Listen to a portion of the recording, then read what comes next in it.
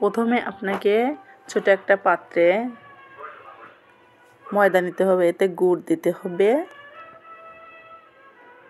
একটু হালকা চিনি দিতে হবে। আপনারা ইচ্ছা করলে চিনি দিতে পারেন। শর্টকাট বাচ্চার জন্য হালকা নাস্তার রেসিপি তৈরি করার জন্য এটাই পারফেক্ট আমি মনে করি। তারপর হালকা একটু পানি দিবেন, পানি দিয়ে আস্তে আস্তে ব্লেন্ড করতে হবে। পানি বেশি দিলে আবার বেশি হালকা হয়ে যেতে পারে গোলাটা। এই জন্য আপনাকে অল্প পানি দিয়ে এইভাবে আস্তে আস্তে মিক্সড করে দিতে হবে। দেখেন আমার ওটা অনেক মিক্সড হয়ে গেছে, এটা চাপড়ির জন্য পারফেক্ট।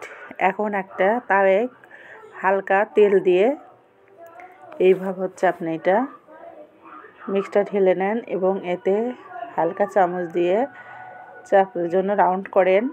দেখেন আমের চাপড়িটা রাউন্ড করতেছি, এটা হালকা করলে সিদ্ধ হতে সময় কম লাগে। দেখেন আমার চাপড়িটা অনেক সুন্দর হয়েছে দেখতে, মাশাআল্লাহ। আপনারা এভাবে বাচ্চার জন্য ডিম দিয়ে চাপড়ি বানাতে পারেন।